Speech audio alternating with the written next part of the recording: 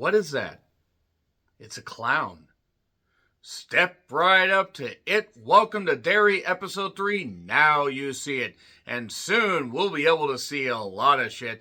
And I can't wait. I am fully immersed in this particular series, folks. I can't wait for season 2, even though it's not coming out apparently until 2027. But that's honestly only about 14 months away. It's hard to believe we're almost in 2026. Before we get to 2026, let's talk about it. Welcome to Derry, episode 3. Revenge of the Camera Flash, the weird ghosts in the goddamn haunted graveyard. A whole bunch of stuff. Obviously, this is going to be full of spoilers, so if you have not seen it, Welcome to Derry, episode 3, then I pretty much just spoiled the end right there. So anyway, we get a brief recap, and then we go back to 1908, a year before my grandfather was born. My grandfather, who lived till 2006. He actually was just a couple weeks shy of his 97th birthday. Bless my grandfather, he was a great man. He was an insane man, but he was a great man. So, we go to the carnival, and we see the freaks and curiosities, and we don't see the really short lady, the Michael Chiklis squeezed to death an American Horror Story freak show. No, we just basically see, the Freaks and Curiosities banner, and then we see turtles being knocked over. You get the turtle theme. It's being smashed into your goddamn head, like goddamn turtle shell, or turtle power, as it were. So, we see a clown with balloons in the background. Actually, a pretty little creative background thing there where you're like, ooh, that could get a little scary. And yeah, listen to the drunk, insane carnival workers to step right up into this tent, you silly little boy. So he does. He hears bones crunching, and then he sees a skeleton man. This says, come closer, and then now you see it, and he's got the one eye, and then he runs out. And then his dad says, it's like, don't be a sissy, Francis. That name's going to be important, in case you didn't pick up on that. He won him a slingshot. And then we flash, back just a little bit, or actually we just pull back a little bit, and we see Pennywise, a young Pennywise, somebody dressed up like Pennywise, maybe Pennywise's child. Can Pennywise have children? Is he asexual? These are important questions. So, nevertheless, on the way home, they're I think like the first car ever has some issues, and he has to give his remaining cents to some Native Americans that have a stand full of jars of water, and it's 5 cents, but he only has 3 cents. 5 cents was a lot of money back in 1908. But you don't poo-poo a nickel, because you can do a lot of things, like Mr. Burns said. Before he came up with his omni that it sweeps the ocean clean for slurry. So, that being said, he gives the slingshot to a nice Native American girl who turns out to be named Rosie, or Rose, rather, but, I thought the caption said Rosie at first. And then, basically we see Francis and Rose playing. There are others playing. Kids are just having fun around the forest. And then Francis runs into the forest. And he should have listened to Rose when it said stop, because he didn't. And then he sees the skeletal man, the weird skeletal man, that starts running like a spider, just like Pennywise. Because it's Pennywise, just in case that wasn't, very fucking obvious there. And he's just about got Francis and has that missing eye, but then suddenly, boom, a slingshot. Gets him, and they manage to run away. So how's the slingshot important? Well, you'll find out in just a minute. So, we then go to Juniper Hill, and we see that, well, basically Lily's going to get to go home. I guess that stint, since the end of episode 2, was very, very quick, because she's right back in school, and not that much time has seemingly passed. I guess she was there for the weekend. If she can't get better, we're going to have to try a more retractive method. Gee, I wonder if that means a lobotomy. Because they reference a lobotomy in the goddamn intro. By the way, terrific fucking intro. A smile and a ribbon. With deeply unsettling imagery. Great art, by the way. So Lily talks to Ingrid, who works as part of the house staff, says, if you tell me that you have seen the impossible, then I believe you. And some people only believe what they see and nothing beyond. And hands her a little, like, bracelet thing that I'm sure won't factor into the finish. Not the finish of this, but I mean the finish in general. Because after the theater ending of episode 1, I think we focused on our kids here. They just faked us out in episode 1. Faked me the fuck out. That was good. So, we then have Hank in jail. Ronnie's father, who, of course, a black man, is being accused of a crime that he didn't commit. We have Bowers, who, yes, is the, is of the, one or two previous generations, from the Bowers son that ended up doing the very, very disturbing shit, the bullying and all that stuff because his dad was a bully. Kill them all. Kill them all. And so Hank's in a holding cell. He doesn't confess to anything because he didn't actually do it, but he mentions about a favorite type of cigarette, and it just so happens that Bowers happens to have that pack of cigarettes right there. So that implicates him. This is well before fingerprints, so because he's a colored guy, that's the way they refer to him. That's not the way I'm referring to him. Yeah, not great. Racism. So Ronnie is trying to scrub off graffiti, saying, hatchet, Hank's gonna fry. These are actual words written. I feel so disgusted saying that. So anyway, Lily tries to help and says, look, I know your dad didn't do it. You know he didn't do it. If I say that, though, they're not going to believe me. They're probably going to send me right back there, and we need to find proof. How are we going to find proof? She has a cameraman. Or she has a cameraman. She has a camera. Then she ends up getting the film developed later. But we then find out about the car that was from the end of episode 2. It actually wasn't the car that the people were driving in.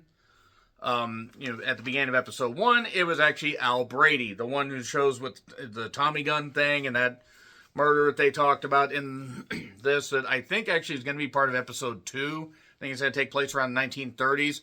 And then I assume that season 3, which apparently, according to IMDb, they've already greenlit, is going to take place around 1908. So, it actually kind of makes sense. 1962, 1935, 1908, 27 years. Makes all the sense in the world to me. Math. I am so pissed that I did not pick up on the name Dick Halloran, or Halloran, however you say it, being from The Shining. I am so pissed that I had to be told that, because I should have fucking known that. But that being said, that's a really, really cool Easter egg tying into another King work. So that's nice. That's good stuff there. I am, again, so fucking pissed I missed that. So, we have Leroy Hanlon, who, along with his friend, are going to fly Dick with a box, a cigar box. A cigar box that does not have cigars. It has the slingshot. The slingshot that was used in 1908. So that's a way now for Dick to use his divine intervention to search for this stuff and find out more. They're taking him up in the air, and they're going to find out where the entity possibly is.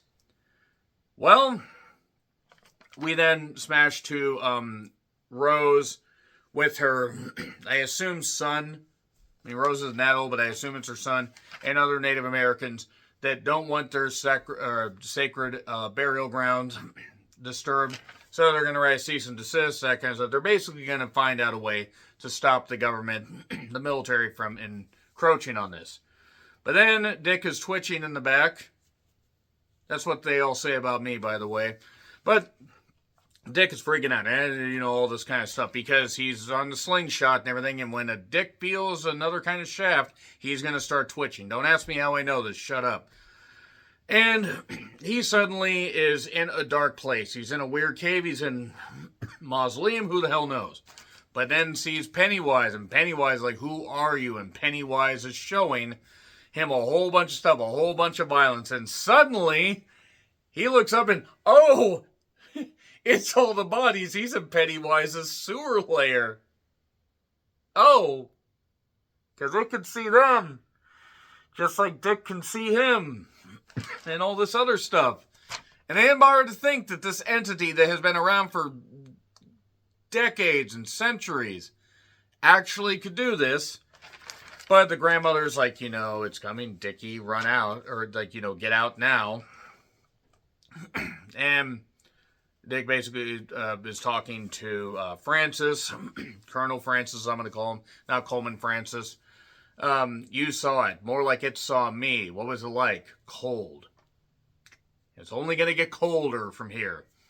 So Dick basically says, something bad's coming if we keep doing this. Francis is like, look, I'll take care of your brethren, your fellow, fellow platoonmen. We will take care of this. Fellow servicemen. That's what I was trying to, not platoon. They're not actually at war yet. And then we go to Will and Rich. Will, who is Leroy's son. Rich, who basically is an immigrant from Cuba, or at least had family that immigrated from Cuba. And talks about various Santeria things. Because you don't practice Santeria, you don't have no crystal ball. They talk about, they just are talking. Suddenly, Lily and Ronnie show up asking, hey, can you help develop film because you knew what chemicals were in that stink bomb? So naturally, we thought that you would know how to develop film. Don't know how that works, but all right, whatever, they're kids. I have to say the girl who plays Lily really does capture the time period perfectly and actually has a lot of great inflections. I think she was perfect casting. I think actually these 4 kids in particular are really, really good, but I think the actress playing Lily really is nailing it so far. And Francis then shows up at a knick-knack shop that Rose runs. And, he suddenly remembers her. Has it really been 50 years? He didn't remember her once he left, and that's because Derry has a way of wiping out the memories. Once you leave, the further you get away from it. Gee, almost like everybody should leave Derry and just let Pennywise croak, because he won't have fear to feed off of. But Francis basically, recognized it was Rose because he found the cease and desist letter. Oh, you work with the military. Well, work with me. We will come up with a way to not disturb your grounds. Then we get a brief flashback of Francis saying his dad got his deployment and they're going to go elsewhere the next day. Rose hands him the slingshot back, and that's how he got the slingshot. So it all wraps up. Rich then mentions the Santeria stuff about, if you don't pay your debts, a priest could summon a demon to come after you, I guess. I don't think that's what Pennywise is, but he's going to perform some kind of seance, because those always work out here. And then we see more shots of the neighbors not approving of the black people in the neighborhood. I know Maine is a bit too south to really be that north, but still. So, while at dinner, at the Hanlon's house, Charlotte mentions about the reason that they had to leave because of her activism during the Civil Rights Movement, and Leroy is worried about his standing with the military and that kind of stuff. He respects what his wife's doing, but they almost have to toe the company line, which is stupid because nobody by their color of skin should be judged like that. But Dick mentions offhand about, Will's son. Or about Will, his son. And suddenly, it's like, I never told you about Will. And it turns out also that he was in Leroy's head, or was there when all that stuff happened, with Leroy getting beat up in the first episode. And, yeah, he says, you got no fear in your brain. You were just analyzing stuff while you had a gun to your head, and you could have died. You're a person I don't want to fuck with. Fair. The seance doesn't go well because basically we go full haunted mansion with ghosts of the past. Susie, the boys from before.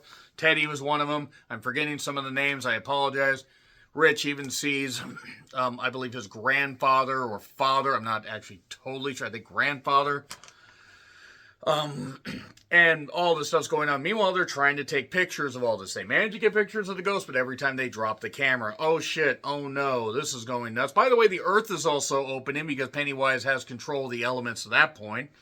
So yeah, this is totally fucked. Will manages to get the camera. Rich is like, Jane, stop this crazy thing as his bike's going out of control. Will ends up in the crypt and ends up getting a picture.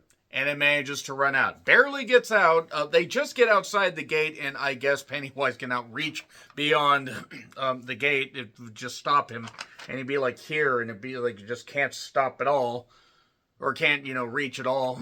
Not even an inch past, I guess, because it's, not hallowed ground. But anyway, essentially, they get these pictures, and they break into the school. Well, they don't break a window, but they kind of pick the lock, and they get in there and develop pictures.